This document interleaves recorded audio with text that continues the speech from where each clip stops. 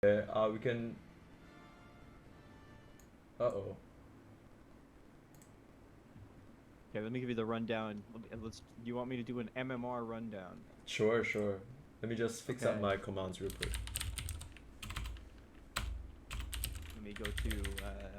Dota buff isn't good for this. We want open Dota for this. Yeah. Wait, oh, we want open Dota? Dota buff doesn't give you MMR numbers. These two teams have like mildly long and difficult names to shorten. Like if I say Limitz, it kind of takes away from their team. Limit.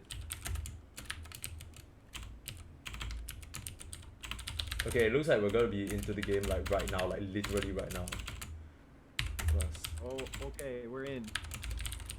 Okay, so interesting thing to note that I didn't get to mention earlier is that this insane No Limits team last picked a Pudge mid. So there are no strangers to being just out of the box, but we don't really know like what they're gonna bring out.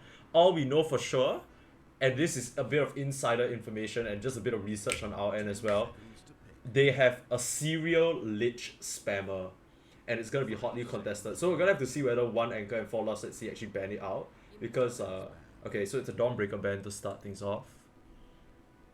Okay, let me just. I guess you could say they have no limits to what they could pull out in this draft. Are you proud of that one? I'm not. Okay. But it had to be. It had to be said. Okay, I'll just leave it at that then.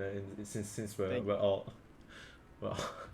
There's no toxicity. No toxicity cast. Yes. No toxic, please. Smile. Okay, but yeah, for those of you joining the stream, thank you for joining us. Sorry the setup took a bit too long. I realized my wardrobe is open, so I'm gonna go attend to that. Be right back. Okay. You don't want people looking in your streetwear. I got the time for this cast wrong completely because of I don't know what to say at this point, but okay, let's just go with that. A lot of carry bans coming out. A lot of carry. He's opened up. Yeah. Do people like OD that much? I didn't know he was a hero, like an actual hero. I think he's just a hero you don't want to play against. I don't think you're ever gonna pick it up. I think you just are like, you're a mid player and you're like, damn, I really don't want to play against. Yeah, but no one's gonna pick OD. That's like the silent agreement, right? It's like kind of like a Visage thing. It's like nobody really wants to play against Visage, but nobody's gonna pick it, right? It's like there was that tournament. It was a Dream League many years ago, where Phoenix got added to Captain's Mode. And the teams had an agreement, a verbal agreement to not pick Phoenix. That sounds pretty manly. Verbal agreements are the best type of agreements. I think Alliance broke that. That agreement. As usual, Alliance being the ones to break the rules. Smile, kidding. Just memes. It's Winter by so no Lich, AA first pick. Then most definitely is position 5 because AA4 just doesn't exert nearly enough pressure. Yeah, and you could do a Lich 4 here. You could still run the Lich 4. Yeah, I guess so, but yeah, okay. So one thing that I've noticed about the game so far is that it's a Slada AA. That's an interesting opening, but there's a very clear initiation and pick off combo that we see here, because Slada just blinks in, stuns, and then a lot of vision as well between the Ice Vortex and amp damage, or rather what's it called now? Corrosive Haze. Yes, Corrosive Haze. Okay, so the stream has just started, but for those of you who are joining us, I mean, there's a 5-minute delay, so you're not going to hear this yet. But thank you for joining us. My name is Permasneeze, and I'm joined by my boy fourbeats, and we'll be casting this game number 1 of 1Anchor 4LostAtSea versus No Limits. This is the We Like Dota League, and it is the group stage. I think we're at week 2. I believe so. Yes, it's week 2. Yeah. So we're in the the second phase of bans, and this is always referred to as the boring part of the draft. But I don't think it has to be boring. I think we can spice it up. Okay. What do you got? What do you What you drinking? got? Water. Okay. What are you drinking? I'm an unsweetened iced tea fan myself. I got one here. Okay. It's like water, but it's got caffeine in it. Okay, so was this your idea of how to spice up the second part of the draft? Yeah, it's not very good. It's failing. Okay, so let's talk about this Kunkka then. There's some rumblings. I wouldn't know anything. Yeah, it's not like we know anybody on any of these teams. There's been some rumblings about this Kunkka pick, possibly being important to the draft here. Some rumblings. What do you mean by that? Could you expand on what you mean? I've just heard through the back channels, through the grapevines, that through the grapevines. This might be the 1Anchor.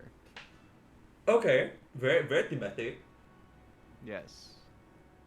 But and Slardar also. I mean, if there's anything that a captain does not like, it is a Slytherin on the other team. We're getting nice and thematic now. We got they're matching elements as well. It's ice, water, water. I know. I wonder if that'll continue throughout the draft. I don't know if there's many other pairings. I just want to give a special shout out to No Limitz team flag. I have no idea what that is, but it looks hilarious. I'm a fan of it myself. Same. I want to ask you about the Slardar here. Do you think this is a flexible pick at all? No, not in the slightest. If you play it for your if you play it for your GH from TI8 or TI7, you literally No. I mean one. No. Not against a Winter Wyvern. Okay. In fact, I argue to say it's a bit of a. I understand that it's their opening, so it might be a bit of a combination that they have thought about, and it's a very solid opening at that. It's like a lot of follow-up damage with a setup, stun, and initiate, right? But the Winter Wyvern just kind of negates the entire like as we've seen time and time again. There was this whole period where Cold Embrace was just the most broken thing ever, right? And carries everywhere were like, please, Mr. Frog, for good reason. And Slada, I guess it works out okay just because of the Ice Blast follow-up, like damage, or rather healing negation, but we'll have to see how it plays out. Yeah. So the bands coming through hard and heavy. You got Morphling Band, a common band we see in many of these games. Just an annoying hero to deal with, and once it gets rolling, it really won't stop rolling. Once again, maybe a bit scared of the water team, but Queen of Pain also, as well as Lifestealer. On the other side, No Limits have banned out PA, Bloodseeker, Wraith King, and Vengeful Spirit. So I kind of like this Venge ban. Not for any really strategic reason, but I think it shows something different that we've seen from some of these lower MMR teams that we've been following. Not just the carry bans out. There's a support ban out here. No, okay. So let me try and pick your brain on this. I think I have a bit of a read on what their ban pattern is for the Wraith King or the Venge at least. They want to be able to instantly burst a hero with their Slada AA combo. Who can stop that from happening? Wraith King, 2 lives, and then Venge swap. That's the only thing that can mess up their combo right now.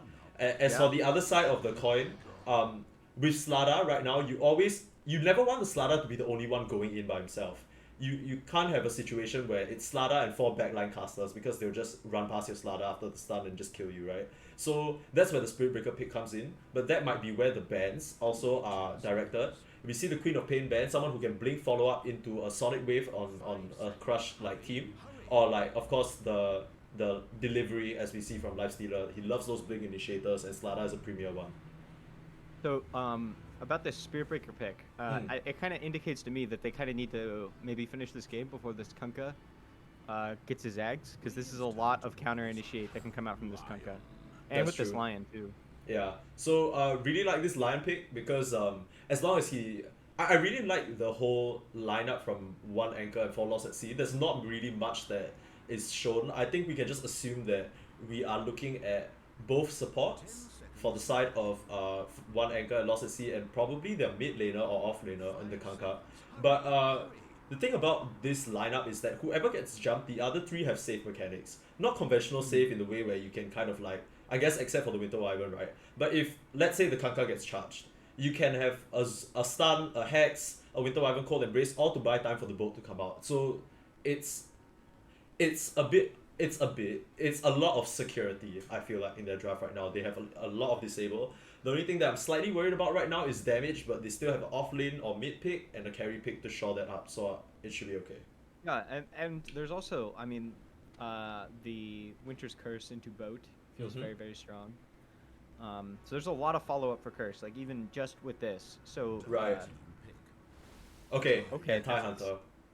There's still a bit of a lack of damage. I do not like. Yeah, I do not like this that much because we talked about how yeah, okay, so on paper, the Tidehunter is fine, right? Because he shrugs off the disables of AA and Slada. The thing about Tide is that you always want to pick him when he doesn't care about anything and he can always get his Ravage off.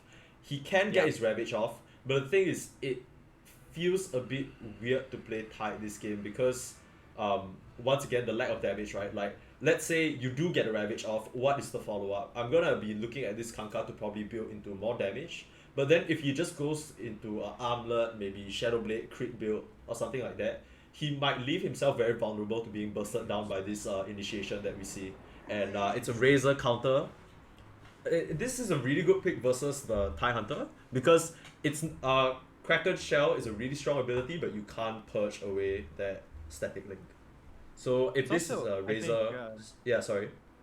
I also think this is a good pick against the Kunkka too, because this Tidehunter I think kind of shows you that this Kunkka is going to be probably mid. Yeah.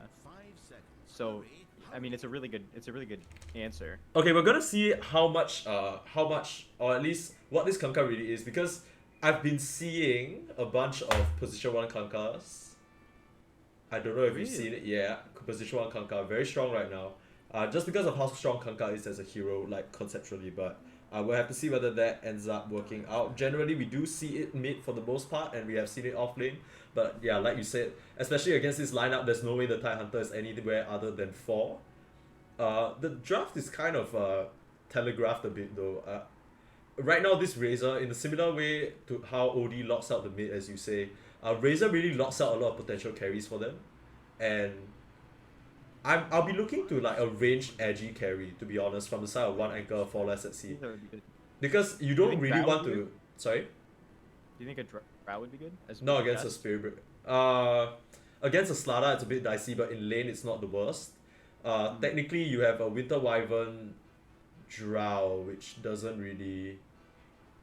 I guess technically that's okay. I really like the Arc Warden ban, because the Arc Warden could have really been a perfect like pause one to enable that.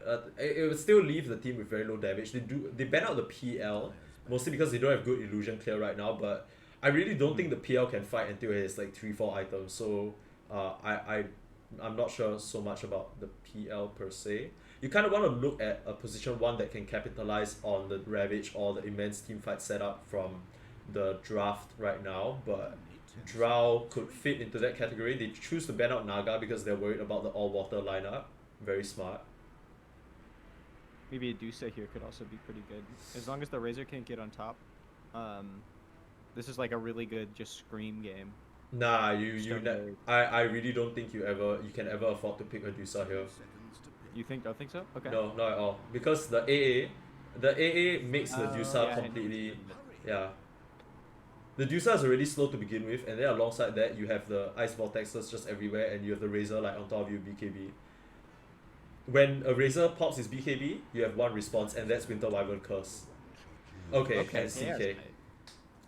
That's a little bit dicey because they have a lot of...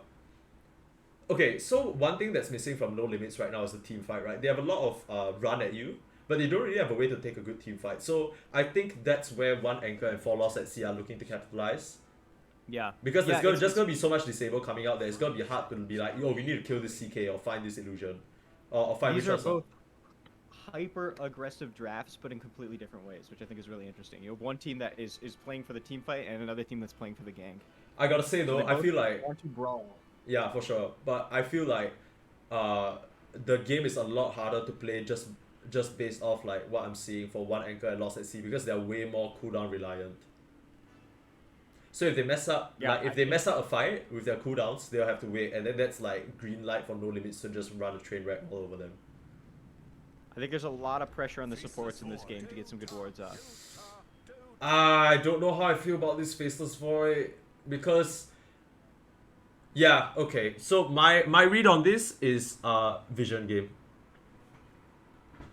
It's purely a vision game. It's gonna be, we're gonna have to see like which team manages to get a favorable fight, and the favorable fight is 100% based on who sees who first. Because if you can get the charge off, you don't really have a lot of endemic ways to stop that charge. That feel good, right? You don't really want to be throwing your CK stun out to a charging Spirit Breaker. It doesn't feel that good because you want to save that for whoever you're bursting down. Like as much as we talked about how there's okay, wait, I heard some targeted harassment. We are all Meeple specialists, you better ban it. GLHF meta heroes. I can't type. I want to type GLHF but no one hears me. So here's my read on the Faceless Void. This guy has a decked out Faceless Void. He has some expensive cosmetics on this hero. Yeah. So that kind of bumps him up a little bit for me. Like this guy is. No, I gotta say, just in general. His time, but invested his money into this hero. Dude, the thing is, these cosmetics from No Limits are balling out of control. Honestly.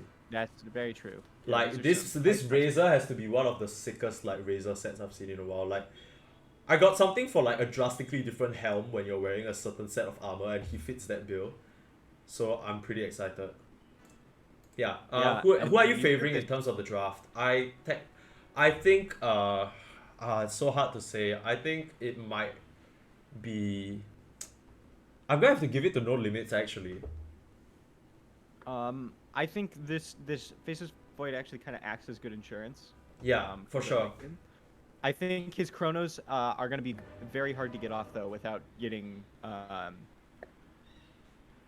without getting disabled within them.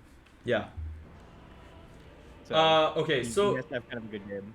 Yeah, I think it will really come, like I said, it will really come down to the vision. Okay. So, do you wanna do the No Limits, or do you wanna do the? All right, I'll do the anchors. We are into game 1 of 4 anchors. Okay, wait. I don't know if my camera is like messed up or something. Uh-oh. No, it's okay now. Perfect. I think. Monka.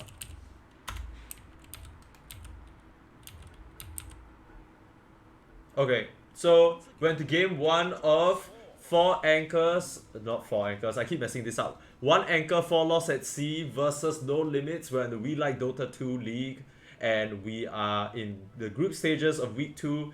On the side of, I'm just gonna call them Anchor. Or should I say LostAtSea? I don't even know, I'm just gonna say Anchors. On the side of Anchors, we have Lawbit, the self-proclaimed Anchor, on the Tidehunter, very fitting. Benji on the position 4 Lion, and a smoke coming out. Chio Lestrange, who is their 17-year-old Australian captain on the Kanka mid. Rufio on the CK carry, and Vikromond on the Winter Wyvern position 5. And on the side of No Limits. There might be a fight going on. Oh, very smart. Very smart. Time bot away. Had to be done. Had to be done. Waste Manager is Slardar. Shadowmerc is Spirit Breaker. Razor is being played by Slaymate. BEA is... Oh, no, that's NLZ. NLZ.BDA? No, it's BEA. No Limits.BEA is on the Faceless Void. And rounding it out, you have Crimson on the Ancient Apparition. Yeah. And we are getting down into the game. We see an early ward come out. This is a very typical mid ward, especially for Razor, because you want to make sure you can get that static link off or just zone your opponent. But Chio Lestrange, you know, once already getting whipped into shape. Not much you can do about that as a Kanka here, but just take it. Yeah, so these teams going up, who do you think has the favorable lane matchup in these 3 lanes? I kind of like No Limits' laning. I think the only lane that maybe trades even is top lane. Okay. I think the rest of the lanes, they should have a decent advantage. This is nice. Might actually be a bit of a liability. Oh, that was really nice recognition from the anchors because they noticed that B had used his time walk or their time walk and they immediately throw both their spells. So this is what you need to do as okay, there it is again. Did they actually get the kill? No way. Oh my god. Oh, that was so close. Close. Oh Good my gosh, that's rough. That's rough. They don't have a self between both of them, so B is just gonna be sitting very, very low. Very, very solid play coming out earlier on.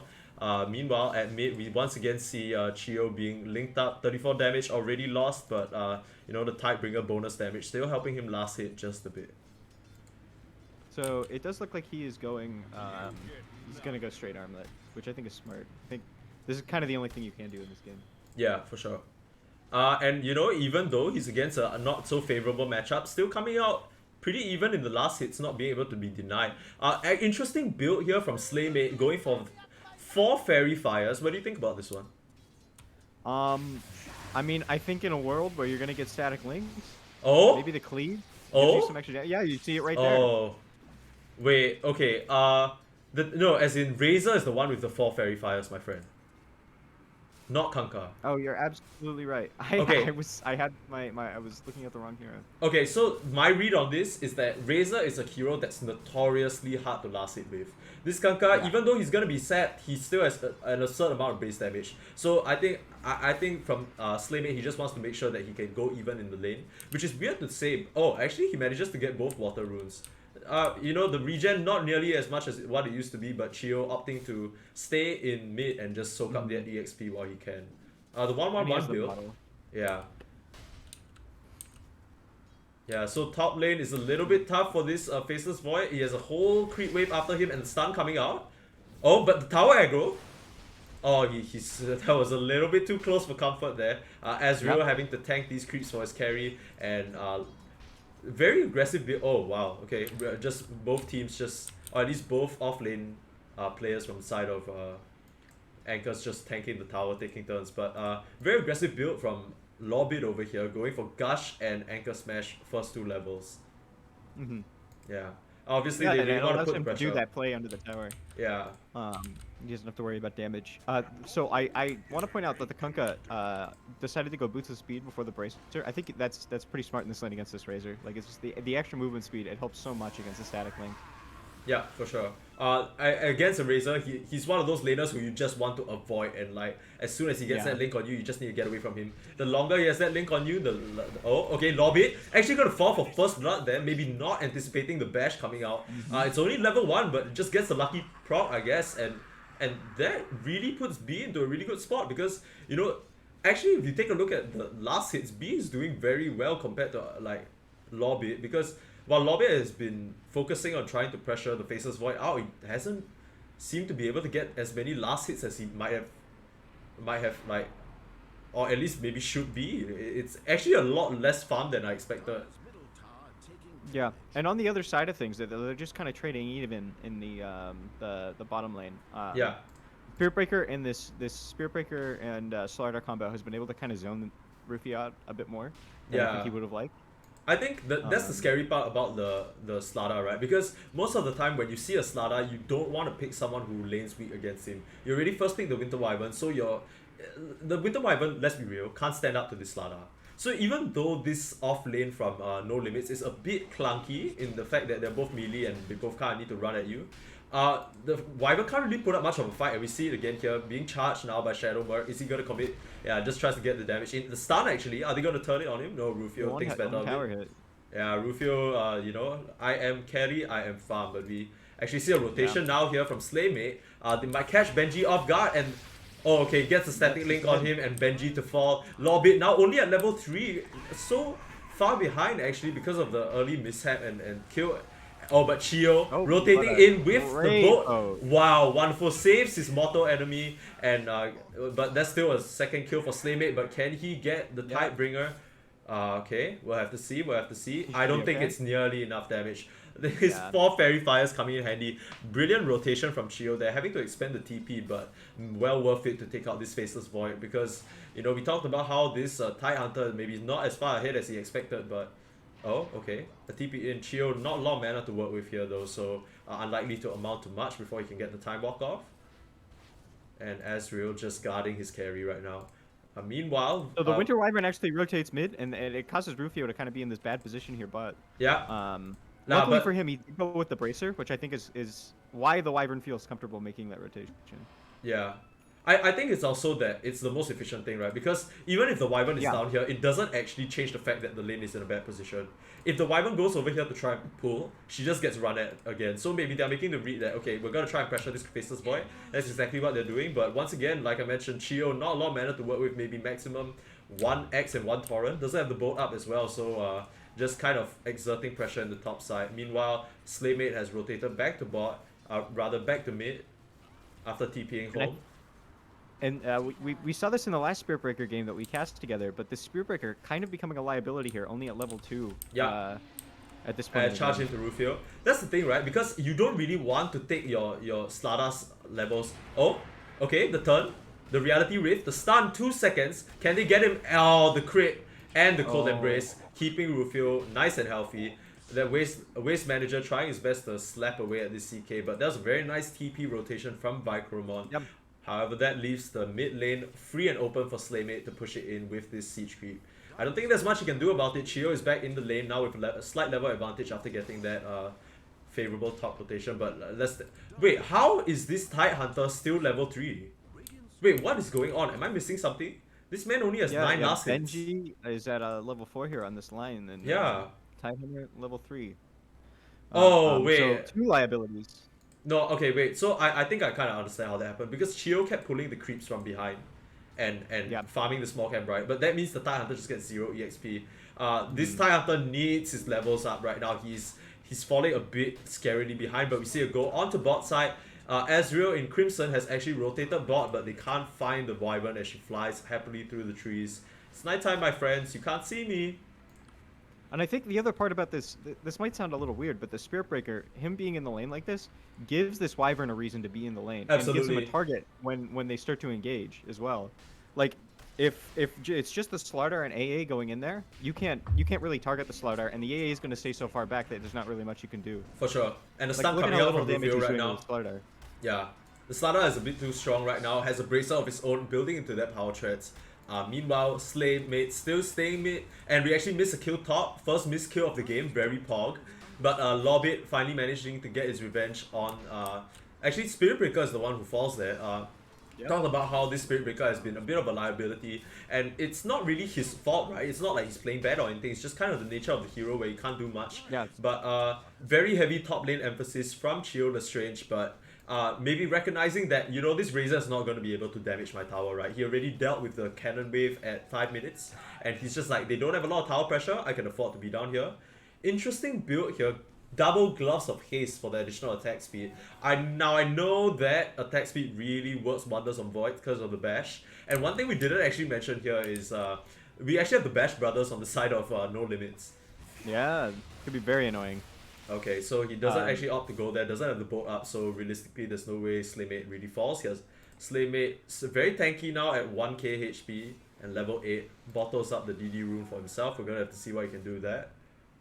So one thing I want to point out here is, as Spirit Breaker's charging in. Yeah, nah, that's not gonna happen. I don't think, he's not gonna cancel that. Okay, Benji.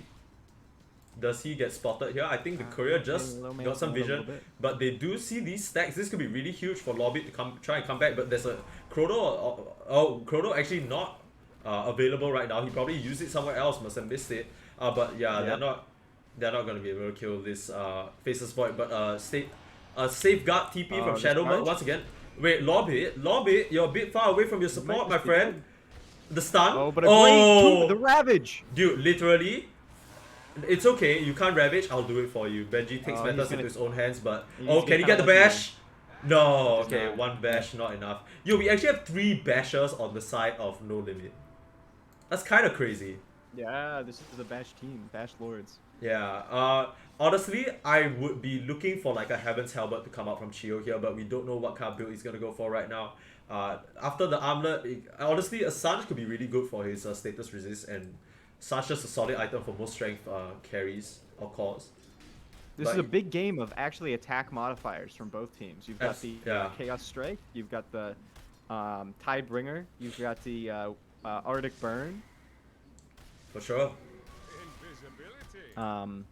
So one thing I wanted to point out earlier, is we don't get a fight here. Benji's kind of posturing to maybe go in on the Slaughter, it's but a bit they too have the damage. Yeah, they've spaced themselves out pretty well. And actually a max Chaos Strike build here from Rufio.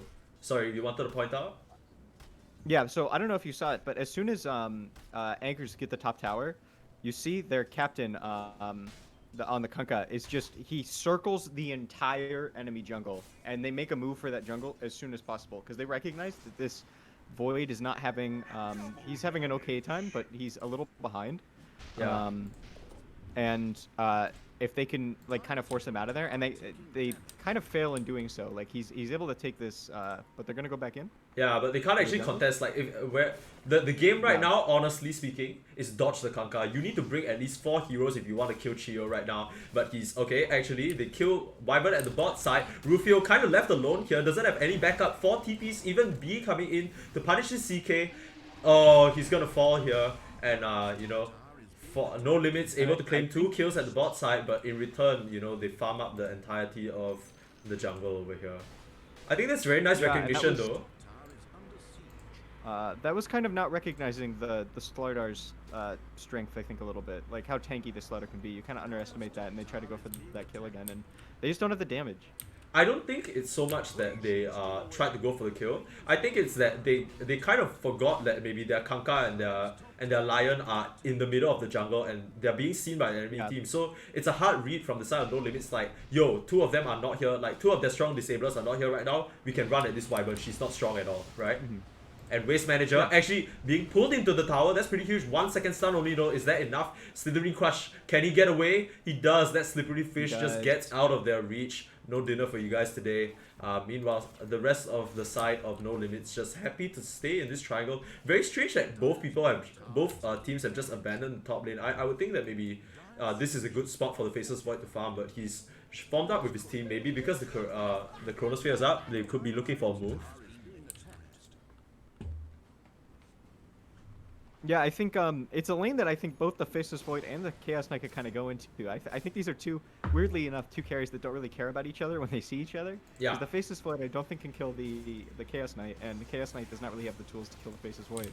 I think the Chaos Knight could kill the Faceless. I think the CK could kill Faceless, but he'd have to be really, really smart about it. Yeah. So Chio once again kind of just being ignored. Yeah, I think the story of this early game is really around Chio. Like, he's had a really, really good lane, even though he's against Razor, which is it might be a comfort pick, but to us, it kind of seems like it was a counter pick in lane to this Kunkka, right? Because you see this really, but it didn't really work out in that way. But it looks like they're trying to make a move onto him with the Chrono. Void hiding in the sidelines. B, is he gonna make the move? The A blast comes out, but the Hex stopping the charge, and B doesn't want to commit that Chronosphere in because he's just afraid that there's not enough damage. Very nice play from Benji, and even secures the DD rune, covering. It looked like he could be a bit of trouble there, but covered by his Kunkka. Just brilliant play from these two players, just covering each other and running around. That's some very good communication. Yeah. Recognizing not just the Hex, but also the DD rune. Okay. X here. Is anything gonna happen? No. Okay, but they're postured around this mid tower now, and with that AA blast down, you know, the recent nerf, there was a point in time where AA was such a strong hero as well, but with the nerf, now the level 1 ulti is cooldown of 60 seconds. After that gets expanded, you really can't do much for like an extended period of time. Yeah, and now it's Chio and the gang's turn to exert the pressure. They take the mid tower for themselves, which is kind of odd because you wouldn't think. On the bottom lane. Actually false, but Winter's Curse to try and set up. I think that wasn't even a Chrono, but the ship coming in, is it a bit early? It should be a kill. Okay, yes. They get Waste Manager, but B manages to slip out of their grasp, and Shadowmark actually charging forward. The AA blast misses, but lands the charge onto Vicromon. Can he get out of this situation? The Faceless Void is hot on his heels as well, and there's the Chrono available. He misses the Chrono, only catches Vicromon. But the static link comes in. Can they do anything? Oh, a wonderful Ravage! Benji yet again, but is it enough? Nice armlet toggles from Chio to keep himself alive right now. He's gonna tank it. Yeah, he's gonna tank it for his squad, and Vicromon falls in the sidelines, but that's such nice play. And the X marks now onto Slaymate. He's gonna fall for his troubles. One more attack, doesn't get it, gets blocked. Oh, Chio, can he Chio's toggle? here. Oh, and he's gonna fall. That was a disaster. They almost got that Razor, even though he got blocked by the rest of his team. They don't manage to get the auto attack off, and in comes Waste Manager now with the amp damage. Lobbit doesn't have mana for the Ravage. Now he does. He pops the Soul Ring. I don't think it's nearly enough damage. You can get this though. Yeah, the charge in, back onto Rufio, his amplified damage up, and Lobbit just not really being the tanky team fighter that they need him to be. He's gonna be run down by the Triple Bash bros and their cold little ice cream friend right now. I don't think he can make much of a difference. He's gonna fall as well. Benji coming in. The stun! Oh, it's not quite enough. Oh my gosh, lives with a sliver of HP. Doesn't have any more skills up. This is has just been a bloodbath for the past 2 minutes. What is going on? Waste Manager's gonna fall now, and Lobbit somehow gets out of that alive. Takes a look at B just TPing away from his face and can't do anything about it. That was a disaster for the side of the Anchors. It was literally every single possible kill they could have gotten. They missed by inches. That is so sad. Yeah, Benji, you know, you have to respect him. He went for that big boss finger, not knowing. Oh, and Slaymate even getting Chio in the mid lane. You know, maybe baiting him a bit, because Chio just has had the better of him for the most part of the mid lane and actually brings in the artillery with the AA and Shadow Mercs backing him up. So how do you feel about this Faceless Void? He's going both Midas and Maelstrom. I'm okay with that. You need the Maelstrom for the damage and the CK illusions. Okay, but I really want to talk about that fight just now, like you mentioned. Yes. So what an extended fight. The bot lane starts out because Chio TPs in to try and help Rufio, and then amazing stuns from Benji on the Lion, but it's not enough to make things happen. And we saw what we were talking about this entire draft. There just isn't a lot of damage coming out from the side of the Anchors, because if Lobbit to fall again to Waste Manager's new Blink Dagger pickup, and with this they can pressure into mid. Yeah, this is exactly what Dire wants to do now. They want to be all over the map at all times. Yeah, it's really unfortunate because I feel like Lobbit has not had much of a game. Like, ever since that a bit of a blunder top early on, falling to the double bash, like just casually in lane, you can't let that happen as a Tide. You need to stay healthy and keep, you know, dominating the lane, but that didn't happen. And Waste Manager in with the blink now onto Benji, gets spawned by the trees though and turned into an actual fish this time. Can't really do much. Waste Manager doesn't have the blink, has the pick pull, but opts not to chase. Yeah. So I think my read on that bottom lane fight was kind of that, as they might try to go on the Slardar here. Without the blink on Benji, it's really hard. Yeah. They don't really have an initiation. Kind of, yeah, sorry, yeah. That was a fight that they definitely were not favored in, as the Tide wasn't really TP'd yet. Yeah. It was a fight where they got pretty much everything right as far as like maybe disengaging. But they were around their tier 1 tower, so like they can just collapse on you. Yeah. So it might, while that fight kind of looks good for them, it looks like they're doing the right things in that fight. They were kind of always kind of favored to lose that fight, I think. Yeah, and it's kind of crazy that this Faceless Void went into that fight with a hand of Midas and still managed to get out like scot-free. You never want to see that, right? Because Midas is supposed to be this item where it's okay, I go mode farm now, I'm not going to participate. But still, B manages to make an impact with, even though the Chrono whiffed, it didn't really matter because they, like you said, managed to collapse around the tower. Ice Blast coming in onto both goons from the sea. Lobbit, I feel so bad for Lobbit. I feel like he's just been caught out in like awkward positions, but it might be Shadow Merc that's in the awkward position this time being fingered. Nice bait. But Waste Manager coming in with the blink and the amp damage. Bench now caught in between you know, certain death more or less. Yeah, but the Winter's Curse onto Waste Manager. Slaymate with the 66 and the Ravage. Can they burst down Slaymate in time? Yes, they can. He falls. Shield the Strange coming in to clean up from behind. Double kill. Waste Manager in onto Vicromon, but really he doesn't have any backup right now. Shadow Merc has bought back for this. Is he going to die back? The X marks like certainly spells his doom. No way. He gets out just for a little moment though before he's met around the corner by this Tide Hunter. Gonna try. You might get rushed. Absolutely not. Just get slapped, and Chio calls for the Roche immediately. That's a dieback on the Spirit Breaker. There is no AA Ice Blast. They have the Chrono, but with no damage to pump into it, and Waste Manager licking his wounds. This might be a free Roche, but they're not. Roche, they're not doing it very fast. And Oh, but they get a catch onto the Faceless Void. Oh, If nothing they get much. this Faceless Oh, Void, a bit of a late they- blink from Benji, maybe not expecting to go or hesitating a little bit, but yeah, they end up not going for the Roche. A bit too risky this early on, especially since they don't have a lot of damage, but still very successful fight from the side of the Anchors, and we see their lineup coming to fruition, right? Between you know, baiting out okay, so been giving a lot of grief to Lorbit this entire time. But gotta say, as much as he got a bit caught out of position there, it was all part of his plan, right? Baited Shadow Mux into a bad position, Benji with the finger over the wall and the stun over the wall to save his Tidehunter. And then from there, they just kind of collapsed. Even though it looked like Benji was in the bad position and he died, it kind of put Slaymate and friends in like in an even weirder spot where Chio was able to come behind them, kill Ezreal on the AA, and just clean up house. Yeah, and it was kind of like we were talking about in the draft, where one of these teams super wants to gank and the other one they want to kind of take team fights, and they were able to, like, Lorbid was able to take enough time away from the other team. Yeah. That the rest A of the team was goal able onto to show B here. team fight. He's caught off alone at the side. Benji, he's gonna line up the stun, Has, but there isn't Chrono. really. Yeah, and the Oh, Orchid but actually coming out from Chio, and the shit. Can he bring it back in time? Why do we even doubt him? He gets it onto B, but the Chrono immediately time walks away, and the Ice Blast straight onto Chio the Stretch. No more armlet toggling for you, my friend. You're gonna fall, and Lorbit gonna fall right about next. Rufio manages to clean up the kill, dragging in Ezreal, but he'll be more than happy to take that away. The chase is not nearly over yet. If there's one thing the No Limit can do, they can chase you to the ends of the earth, and they're gonna do just that. They could convert this into a Roche and immediately Slaymate pings it. They have the Slada, they can make this happen way faster than 4Anchors, or rather 1Anchor can. And that entire fight really just came down to the fact that, like, you know, it looked cool to start, but they just didn't have enough damage to pump into that void, and he manages to get the timer off and the chrono. It's like we were just saying. I really think if Anchors wants to fight, they need their whole team there, and I think when their whole team's there, they can do it. But in a fight like that, where you only have 3 people there, and you're missing your cooldowns a little bit, I don't think you can take it. Yeah, and now you see this Faceless Void with the Aegis, he's gonna be that much harder to kill. You already needed so many ultimates and so much commitment just to kill him.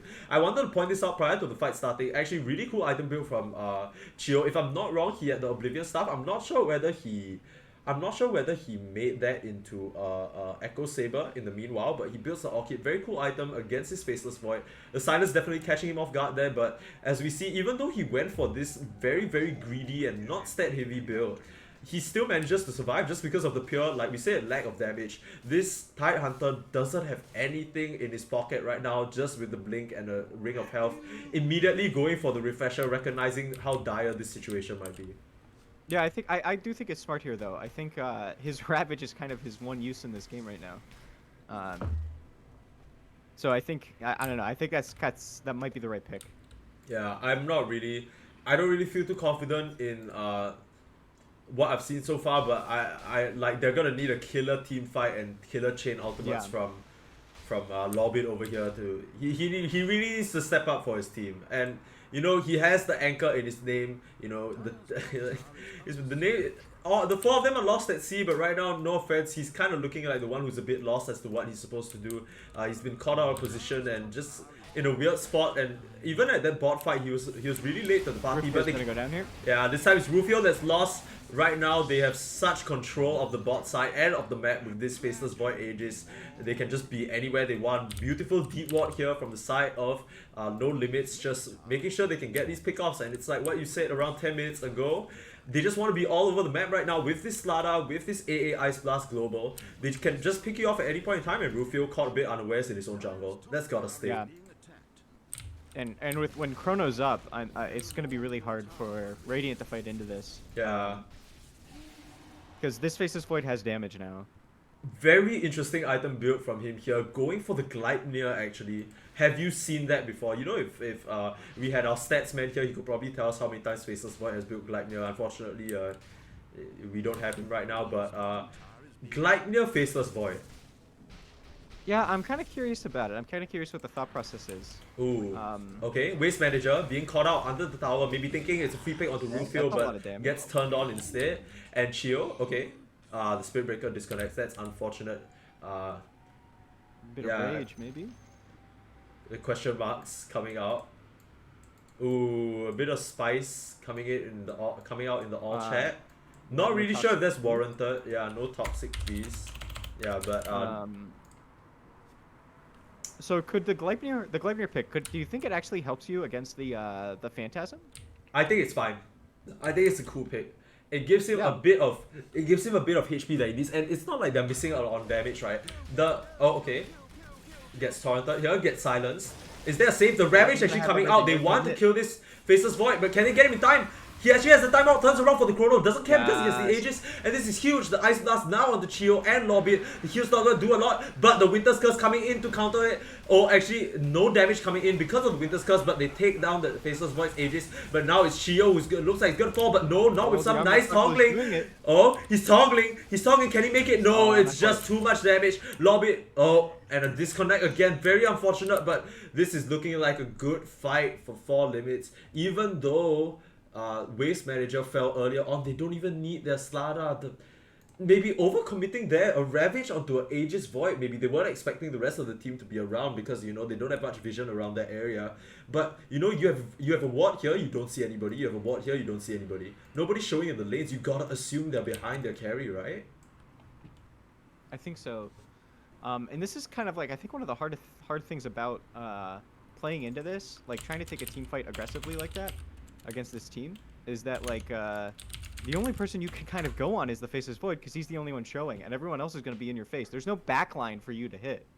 Like this. So Chio just going not fast. It's okay. Shadow Merc for sure feeling a bit bad about that one DCing in the middle of the fight, but yeah, I mean, let's be real, the fight is basically over. Without Chio at the helm, they're not gonna have nearly enough damage. Benji coming in. The AA on the backline, but I don't know if it's gonna be enough. Coming in again. He's not gonna be able to play the game though. It's like just the bashers coming in. And this is why an ultra kill from Slaymate now. We haven't been talking about him for the most part, but he's actually built a Maelstrom perhaps to deal with this CK illusions as well. Yeah. He's actually going to build a Mjolnir straight, and I really like this item build from No Limits because they recognize their only issue really is this CK right now, and the Kanka doesn't even have his BKB. Yeah, the Kanka doesn't even have BKB, so they just have so much damage to pump in. Yeah. Man. Yeah, I don't even know what they need to do at this point in the game right now. It's a team wipe, by the way, like just casually team wipe at 26 minutes. Yeah, this game feels really hard to play as Radiant now, and Dire have been kind of firing on all cylinders. I think kind of playing their lineup perfectly. Yeah, I think honestly, if you're a team fight lineup and you're a Tide Hunter and all you have is a Blink Dagger, you cannot be Blink ravaging a Faceless Void with an Aegis, man. Like that's not gonna work out for you. Yeah, like, even if and especially when he's this tanky. Like this is this Void is shockingly tanky. Yeah. Okay, but the thing is like, the thing is, even with the Faceless Void being tanky, right? Like let's take a look at his talents. He got his time walk backtrack duration, so that's even more damage mitigated or health like kind of regained, and he has minus 1.5 second time walk. So he's just gonna be time walking all over them, and we've seen it happen time and time again. This man just gets out and gets his HP all the way back. They don't actually have a lot of very good sustained damage. The only thing they really have to speak of is this CK, but he hasn't really had quite good of a game himself. Take a look at the net worth. It's Slaymate and B at the top of the charts. You know, these Maelstroms are helping them farm, and the Midas definitely paying off for him. Chio was off to such a good start, but after a few missteps and maybe just not enough, maybe oversteps even, like we saw him fall to Slaymate at mid. You know, he's not... He basically can't solo carry this game. He needs a CK, but CK is sitting poorer than the Slada right now. Yeah, very sad, very sad. So I have a question here for you. Yeah. If the worst possible scenario happens and this Spirit Breaker cannot go on and they have to play 5v4, does Radiant suddenly have the advantage? No. Or... I think it's still fine. I actually no, because the thing about the Spirit Breaker is, as in no flame, but like it's not like you can have the AA just press click on him or like press just press Q. Yeah. There's not a lot of abilities you have to really focus on here. The thing that I really like, we didn't mention about their draft, and we never see this because it's like a bit cheesy, right? But you have 3 bashers. So at any point in time, if any of these people get on top of you, it's gonna be so hard for you to play the game. It's not even like a BKB can stop the bashers, right? Because they all go through BKB. And at the same time, there's just so much hindrance on the side of No Limits. That's why I was really harping on this Gladnir pickup as well. Just one more thing to just stop you from playing your game in your tracks. Without a BKB, it must be so frustrating for Chio and Rufio to play the game, but it's just gonna get worse for them, like as it goes later, as we see like the Mjolnir finished, as we see, maybe this AA get or at least this Slada get an item other than the BKB. I really like the BKB rush from him because he recognizes, he just needs to go in there and shrug off all the magic and all the spells coming out, and yeah, that's about it. Yeah, and it kind of makes this these team fights a little unfortunate here for Anchors, because I really do think they drafted a pretty good lineup to be able to deal with like 3 bashers. Like there's a decent amount of saves here. Yeah, but they've fallen a bit too far behind, that the fights right? haven't. Yeah. I think unfortunate that they maybe have overextended a little bit and maybe have suffered a little bit. It really comes down to the early game, right? Because we saw that I feel like they weren't supposed to lose top that hard. They were putting in so much. The Tidehunter should be more favored in that lane. The Tidehunter is so favored in that lane. He does not care at all about the Faceless Void. And AA, it's maybe just peppering. lacking Kraken Shell early may have contributed to that. No, I'm okay with like the gush to early pressure, because we saw like be really suffering, right, and he had to go into the jungle and farm up. But the thing about their lineup is, one thing that they're lacking is they don't have a Slada Spirit Breaker type hero. They don't have a way of getting the Faceless Void, and really nice vision set up from Azrael, just guarding his Faceless Void at every point in time. There was no point in like after the laning stage, B just did not die. We see 1 death and that's it. Yeah. I really don't know what Radiant need to do to get back into this game right now. I think they need like an absolutely perfect team fight, but I still, even with that, don't know if they have the damage. I guess we'll have to see. No, okay, so the one good thing about Winter Wyvern, right, is that you can turn them against themselves, right? That might also be why that they're building like they're not building like conventional hard hitting damage items, because they don't want to be at risk of killing their own team. I'm not sure whether this is consideration, but more like these are not really items that you'd say, oh wow, he has a Gleipnir now, he's gonna do so much damage, right? It's more of like for the utility aspect or the tankiness or the stats and stuff like that. So that might be something that they're considering, although it's admittedly a bit of a reach. But the one turning factor... You don't want them to use your net worth against you, basically. Yeah, exactly. And like you already have such a nice net worth lead, right? That's the one way that they can turn it around. That's the only way I'm seeing it. Vicromon is gonna have to get a killer Winter's Curse there. Actually, at that fight bot, he got a pretty good one, but it's just unfortunate that at that point in time, Chio had already fallen.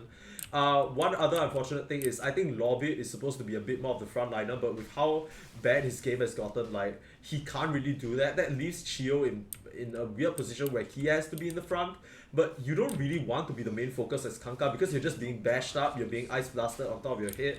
Like, you can't really play with this armlet, even though it's been such a strong item for you early on. Yeah. Yeah, and you can't really armlet tackle against the static link. He was doing a decent job. He did so well, actually. That's insane that he managed to live for so long, but yeah. Just not, maybe that's where okay, X marks. I don't think anything's gonna happen from this, so it gets torrented, but and Gush coming out, yeah. Yeah, I think they recognize that there's no way they get the kill. If you simply just take a look at the Pokemon weakness chart, right, it's very clear that water is weak against electricity, right? For sure. Well, yeah, the water amplifies the electricity. Yeah, so you're just only gonna make him mad. Watch out, my friends. Yeah. Okay, but Waste Manager still lurking around in the trees, maybe looking for a pick here. Lorben jumps in. He has no blink. Yeah, okay, Shadowmurk is in as well though, and he holds the Ravage at the last possible moment, and Slaymate's able to get the BKB. Yeah. Oh, but the nice Winter's Curse is gonna take Slaymate out, and it gets it. But beautiful Chrono. He's gonna fall to this Ice Blast, gets clipped. Nice chrono, but no follow-up damage, but it doesn't really matter because at this point Chio is dead, has a buyback. Is he gonna commit it? Rufio still fighting fit and healthy, whacking away at this Faceless Void, but the time walk comes out. Meanwhile, Vicromon just completely getting bashed down to bits. Shadow Merc in as well, knocks down Rufio. Lorbit is next.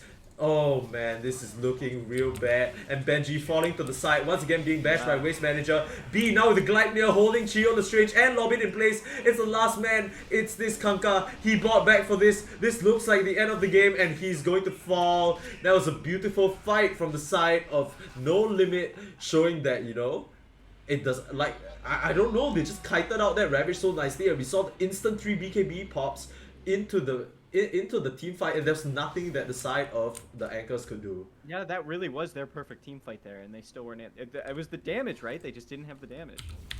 Yeah, like, they were able to disable basically their entire team for a decent chunk of that fight, and can't capitalize on it. Actually, that honestly, halfway while casting that, I was a bit confused because I didn't know who that chrono favored. It looked good on paper because they caught so many people in it, right? But Vicromon actually got a really nice cold embrace off onto Rufio to keep him fighting fit. Yep. And at the same time, like, B was disabled. I'm not really sure whether it was Benji who threw it out or whether it was a torrent or something like that. But B wasn't hitting for a large part of that. But so many buybacks coming out and still falling in the end. Just not... Hidayat Yafta saying classic Shadow Merc just DCing, so that's a bit feels bad, man. But now has his own Spirit Vessel, very very strong against this lineup, especially against the Cold Embrace or anyone AA didn't manage to clip, or even as an extra tag of damage onto the AA Ice Blast. I like Rufio that being they're charged. So Rufio might be going and the here. stun. Oh, Pops uses is the Phantasm. This is a lot of damage. Yeah, Shadow Merc. Oh, Shadow Merc to fall. How many times have we seen that? Like, they try and dive Rufio and he just turns it on them. Waste Manager, this isn't gonna work for you. Gets tagged by and has to BKB, but takes so much physical damage. Can Rufio catch up with him? Oh, but B caught a bit out of position right now. Stunned, silenced. What is he doing? Beautiful.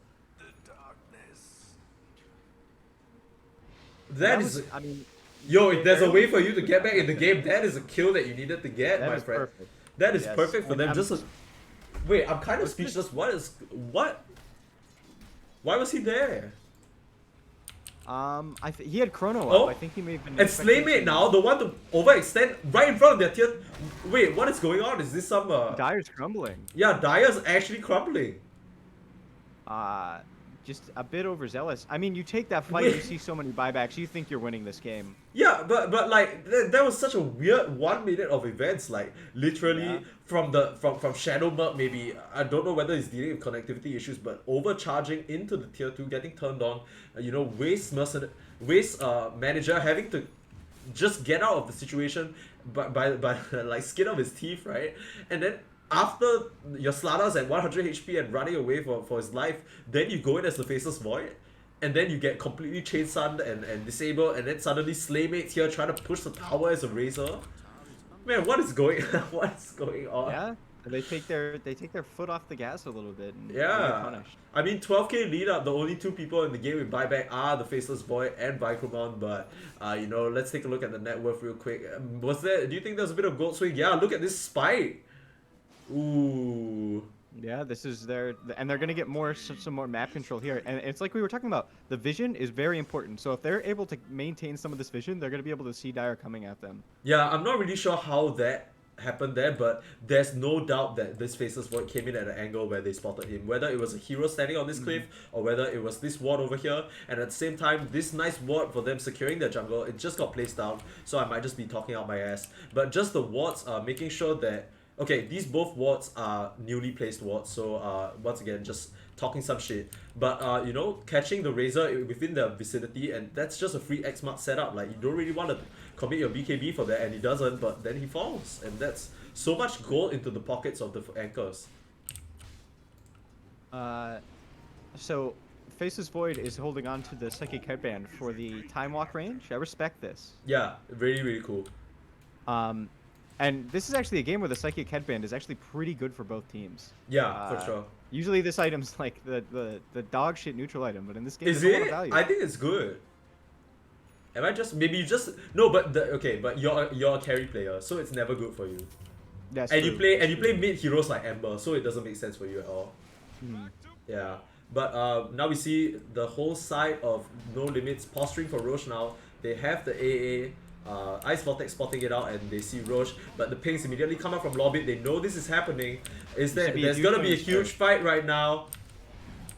Okay, the X marks in from Chio just to try and scout it out. And the tidal wave pulling Slaymate out. Can they amount to anything? No. Waste Manager in with the BKB being pulled in. Phantasm coming out. Waste Manager, he's stuck in between the entire team. But Vicromon being focused now. B. Hex can't get the chrono off into the Ravage. Into a second Ravage. Chio with the bow. Can he get him? B. Very low but gets the chrono off. Gets the timer off. And the ice blast onto the entire team. And the Gleipnir follow up. Chio with the tidal wave pushing them away, but it's not going to be enough. He's to fall. No buybacks. Rufio. Oh, the curse. The curse just misses entirely, and last cold embrace, that's their only consolation they're gonna get after this absolute massacre of a game. Wouldn't be surprised if I saw GG's called right now. That was a disaster of a fight. Waste Manager just jumping in fearlessly like that with his Aghanim Scepter upgrade. Just, knowing that he can stand there for long. Not even taking that much damage from Rufio. And once again, we talked about it. So little damage on the side of the anchors. And man, like...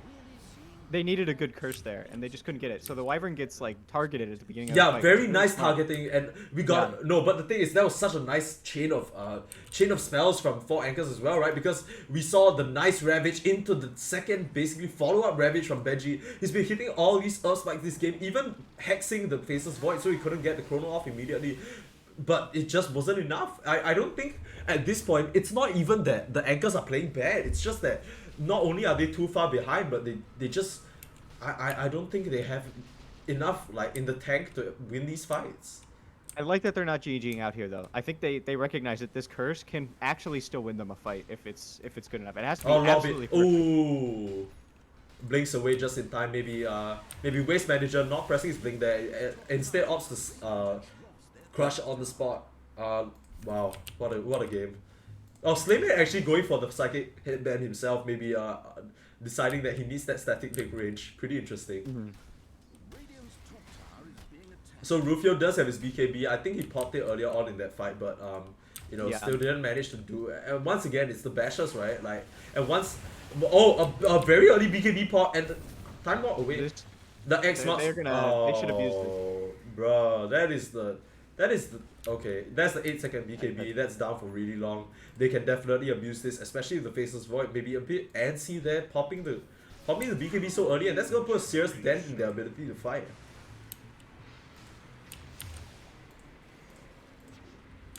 Okay, Lobbit almost finishing up this Lotus Orb is gonna be pretty significant for the side of... Okay, but Waste Manager getting gone out now. He still has his BKB, he doesn't really care. Shadowmark gonna charge through, pops the BKB, B comes in, but a nice Winter's Curse, gonna stop Shadowmark. Oh, but the status resist just doesn't care, and the Ravage onto a BKB Razor, and Waste Manager on the sidelines, but it doesn't matter. Shion the Strange trying his best to fight in the middle. Benji with the Hex onto B. This Faceless Void is in, but he still has the Aegis, and it pops right now. Shadowbug and Waste Manager in again. Lobby, he's gonna fall. It's not enough from the side of the Anchors. They don't have nearly enough damage to deal with this team. Shadowbug gonna fall. Oh, B, pretty deep. This is 1-0. Oh, wait, he's dead. They did not get any racks here either. Okay, and forward, Hex, Benji, can he do it for the squad? The stun, gets it on the Slaymate, and Vicromon blinking forward to try and help his friend. But the crush coming out, Benji to fall. Waste Manager, he's in his own puddle, so he's still fine for now. Ezreal glimmers away, Slaymate still static linking this poor little Wyvern, walking away with the Glimmer Cape for now, but Shadow Mercs in with the Aghanim shot, pushing Rufio onto the high ground. He has his BKB up again, and she turns around onto the Razor and slaps him down. Tips Rufio, but gets charged down. Shadow Merc going back in. Yeah, Shadow Merc completely fearless with the bashes. Is there a cold embrace? There is. Saves Rufio yet again for the 10th time this game. Can he survive? Ezreal coming in, trying to make something happen. Doesn't have mana for the Ice Blast though. Oh, no detection. The charge. Oh, takes Rufio out. He didn't toggle his armlet. And Vicromon to fall just as Chio is being disabled. Shadow Merc's just dancing around them. He's gonna be happy. He doesn't care that he falls there. Man, it's insane. This guy's... I think both teams are unhappy with the outcome of that. Oh my gosh, dude. I just got a headache from casting that fight, not gonna lie. What was that? So Rufio initially is very happy because he gets the Faceless Void kill, and he thinks he's going to be able to get 3 more. And then he's just fighting to survive and get just 1 extra thing in that fight. And he can't quite do it. And like on the other hand, the Kunkka's chilling. The Kunkka's vibing. He just got like 5 kills in a row right there. The entire time throughout that whole fight was just a sequence of people thinking they get kills and then they get killed instead. Yeah. Like we saw Slaymate walking forward. He's like, "Yo, I got this static link off." Maybe turns around and just gets crit in the face by this CK. And then we see CK thinking he's making the move onto Ezreal, even Vicromon blinking in, but no detection. And the Slana just turns around and bashes them. What a fight from the side of no Limitz. Still managing to make that work out for them, but I don't know who even comes out ahead of that. Yeah. Well, okay. I think let's take a second. Let's chill. Let's take a sip of the unsweetened iced tea. All right. Let's take a look at the items, okay? I still think Dire are very, very well positioned here. They did not use the chrono there. There were so many things that we did not see come out in that fight for Dire. Yeah. Just because they were overextending a little bit and got severely punished. Okay, but that's it. Right now, the entire Dire lineup has the tough task of pushing high ground. You're 24k gold ahead, but your heroes are not good at pushing. The closest thing you have to that is a Faceless Void, who doesn't really want to be on there because of the slew of disables they can pull, throw out from range, right? So it's kind of a bit of a scary task. And he blinks forward for the DD, slips it right under their nose. They must see him right now. They are smoked, but they see him. No, they don't. He just gets away with murder a little bit. 1 chrono could end the game. Spell Prism and Swift Blink. What is this build, my friend? This is some chat stuff. Slaymate, they ping him mid. The Hex. Okay, just hexing an illusion. Of course, maybe not noticing that his smoke didn't pop. This would be a very Curse presses the siege creep. They need to get out of this. They cannot fight Rufio pops the BKB though. But in Curse B, Chrono onto 3. But the Ice Blast right on top. The Core Embrace isn't going to do much. Okay, but they get B. He doesn't have BKB. Oh my god. He just falls. Waste Manager though. Chio the Strange pops his BKB. He's fighting fit and fine for now. Armlet still not toggled, but fine here. Yeah, but Chio, he's falling a bit low. He has the amp damage on top of him. Slaymate gonna link him up and runs into Shadow Murk. Rufio just can't get on top of any target right now. Just charge through, disable. Meanwhile, Shadow Murk bashing 1Anchor. Waste Manager in with the follow-up stun. Knocks out. Oh my god, it's over. It's over. Benji base defense is coming out though. The Lion. Yeah. This is a hero who can. He just needs to buy Aghanim's. He just needs to buy Aghanim's scepter. Buy out. Sell those tranks. Sell that 4-step. Stun in 1Anchor. He's gonna fall just about now. Yes, the Lotus Song. Another. Oh man. The Ravage coming out from Lion saves his friend. Oh my gosh. And he falls in the end too. I'm so salty if I'm Benji there. Like I pulled off like a Ravage to save you and you still die. Like come on, man. Yeah. So they're not gonna go immediately tier 4s. They're gonna clean up racks. I think they have the time to finish out that game though. Yeah, I think they're showing a lot of respect though, and plus they don't really have a lot of tower damage coming out from. Look at how slow they do it, but they recognize. They recognize it. Yeah, they know there's no buybacks. They should be able to get this, unless Rufio is... I mean, I don't know if 30 seconds is going to be enough here. They're saving the glyph. Dude, that game was so full of Fiesta fights. Like, well, we're going to get 1 more curse, so let's not count it out yet. We definitely get 1 more curse. Okay, yeah, okay. But they're splitting up. They know. They see the Winter Wyvern respawn. They know. And in the Hex with Benji, is he gonna get punished for this? No, Shadow Murk can't get it in time. Gets the stun out. But it's gonna give Rufio this guy's so tanky. Yeah, they can't actually finish this in time. He puts himself into the fountain. And Waste Manager, is he too far in as well? The Ice Blast coming over his head, but he doesn't care. The curse onto Slaymate literally does not matter. And Faceless Void coming in with a an alt right now. Here he comes. He has a Swift Blink as well. Swift Blink forward and the Chrono, but doesn't manage to get Vicromon. The Cold Embrace, but the Winter Wyvern to fall for this thanks to the Gleipnir. And back onto this CK right now. Chio is out. Chio pushes them into the tower. That doesn't matter. It's over. Too little, too late. From the Anchors. That was such a painful game to watch, honestly. Not because they still had good moments. No, as it was a painful game to watch just because of every single good moment. You think something's gonna happen and then it just flips on its head. It's just full of ups and downs, man. What a game. Like watching that game made me feel so bad for everybody involved. honestly. I'm on edge now. Yeah, same. Even though no limits won, I would be so on edge if I'm them. I'm like, what is going on this game? Like, you can never. This team, like 1Anchor, maybe it's because they're lost at sea, but they're slippery. Yeah, they're not. Can't quite get a grip on them, even when you're ahead. Yeah, just a nice thematic joke there from fourbeats. Thank you. You got any more in the tank? No limits, showing the limits of all of their heroes there, but still being able to come back with the victory. So do you think we can get Benji in for a loser's interview here? Okay, I think we can. Loser's interview?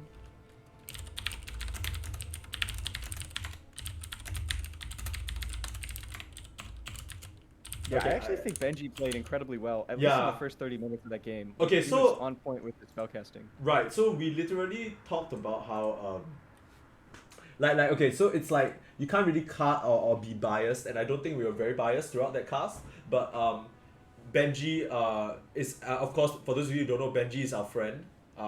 He does a podcast called Ages and Cheese with Mr. Fourbeats over here, and we're all pals. We hang out all the time. In fact, Benji is the one who got us into casting this league in the first place. So we might be able to get him in for a losers interview. Because he needs to sleep. It's like 4 a.m. where he's at right now. Yeah, but we'll see whether we can get him. Meanwhile, I'm just gonna join the lobby. It's probably gonna take a little bit for them to. Oh, oops! I created a lobby, Lamar. Yeah, but. Oh, I thought we were gonna play some custom games. Oh, shut up. Okay, we'll see. Yeah, but Benji's watching the stream now. He's saying my ulti on Void and bot. Actually, we were saying like we respect it a lot, so it was a good. Alright, before he gets in here, I'm gonna use the Bastion real quick. Yeah.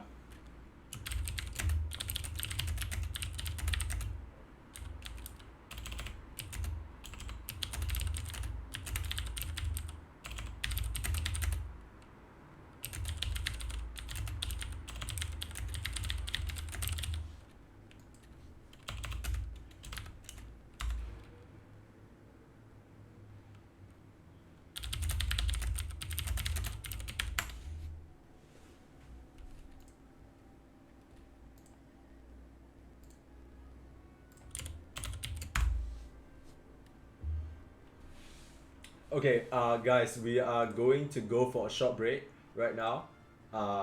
Waiting for game 2. I'm gonna go to use the washroom because I've been sitting here. Hopefully we can get Benji in for a bit of a losers interview or loser of game 1 interview, but no promises. Wait, I need to ban this guy. Ban. There we go. Yeah, okay, but we'll be back, my friends. Just give us a moment. Thank you.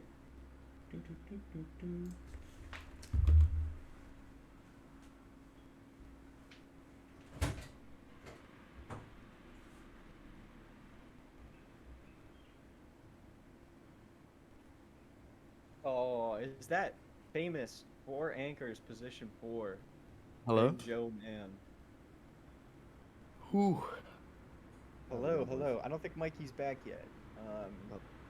But that was, I mean, you put up on a hell of a performance, at least in the first, like, 30 minutes of the game. It was a tough game for us, I think. There were moments where we didn't cast our spells correctly. I mean, I will say it's also the first time we played as a 5-stack together, so you know, a little bit tough. But I was proud of how the boys played that game. I was even though we lost and we lost pretty convincingly, there was definitely some positives to take out of it. There was one fight in particular that I think Mike and I had the same read on, where it was the bot lane tier 1 defense that you guys tried to do, where you are able to save.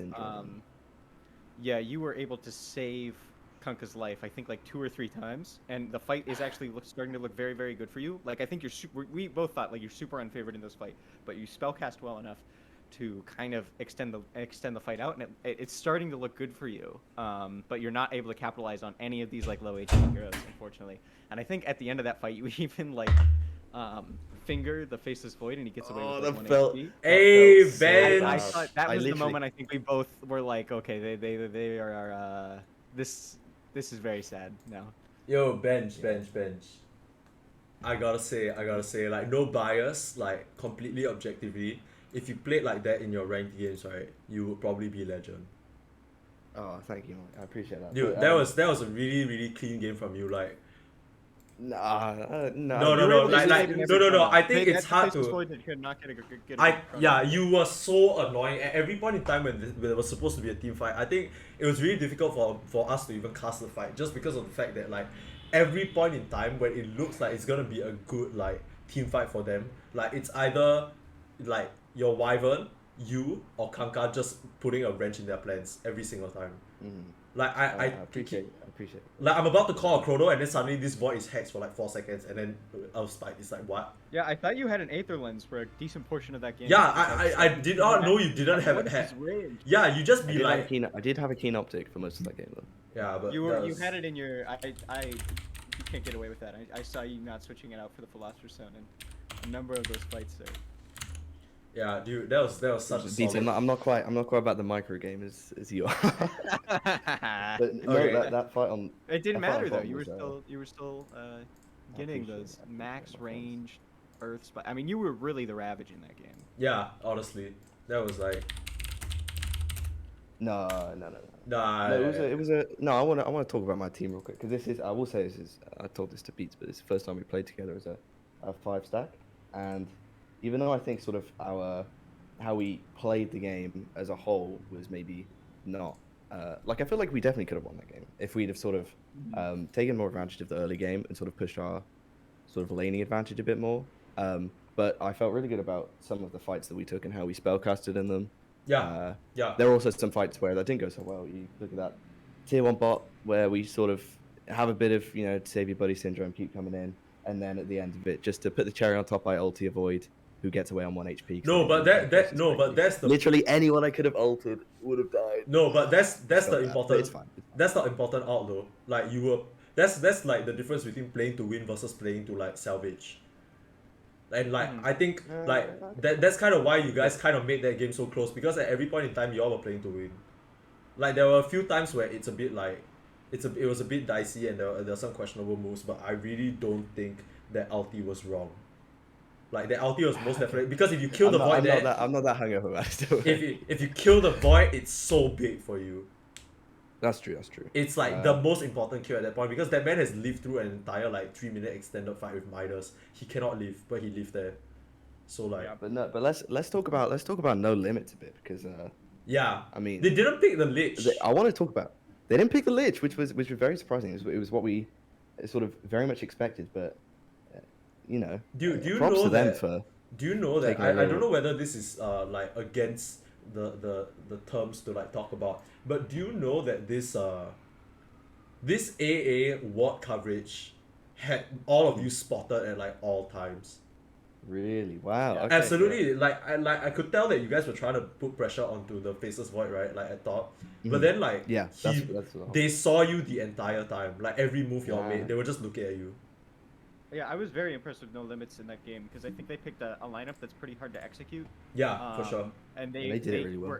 They played it, like, really perfectly. Like, yeah. They knew exactly when they couldn't go in and exactly when they could catch somebody out. There was, like, one instance in which they kind of they went on your tide and he was just a little too tanky and he gave you a little bit too much time to go back in. That was pretty much the only time that happened. Yeah, it felt like they played cat and mouse really well that game. Like, whenever we wanted to sort of fight or go invade, there was nothing for us. Like, a couple of times we smoked out, I just couldn't find anything. To be fair, you don't really have a real initiate. Your initiate is very soft. Like, you can't really... That's true.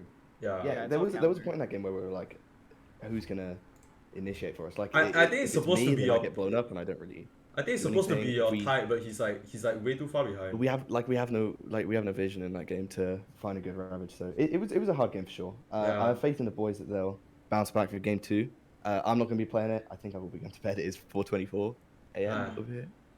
Amateur. Kidding. But yeah, thanks for joining us. Can I ask one thing? Sure. When their whole draft finished, right? What were you guys thinking? Like, what did you think when you saw their draft, like, completed? I'm not sure. So I don't want to reveal.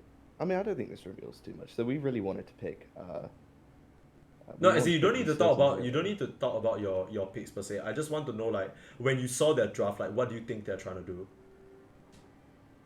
Mm, Because you guys you mentioned you expected the Lich, right? I think we all expected the Lich, but then they come out with this AA Slada opening. yeah. Is this something that you guys expected? Like they ended up with a very hyper aggressive run at you lineup. Is this what you guys expected or planned for, or did you guys kind of miss the mark on that one? Not really. We didn't really think that much about what they were trying to do. We were sort of looking at our heroes and the heroes we picked and thought, okay, do we get sort of completely crushed? No. Okay, well, let's do that and let's see if we can execute our game plan. Okay. We weren't really thinking that much about what they were doing, which is maybe a mistake on our part, but obviously there's only so much that you can consider in a drafting phase, and especially for us who's a new team. That's We true. don't really have like the great communication down yet, so I mean I'm pretty happy with how the first game went, even though we lost. I think there's some positives to be taken, and I Yeah. think the boys will be able to bounce back with game two. I have full faith. All right. Yeah, Love that. I think you picked a good draft there to go up against their team too, because you had so much like counter initiate. You got the worst end of pretty much like every engagement. Unfortunately, Yeah. it just kind of slowed your team down. All right, well, I shall leave you guys. Thank you very much for having me on for a little bit. And, I didn't mean to flame you. I'm sorry. That came you out a didn't- lot harsher you're not than I flaming meant. me. No, Wait, I you said flamed him? I flamed you. I flamed his. He had the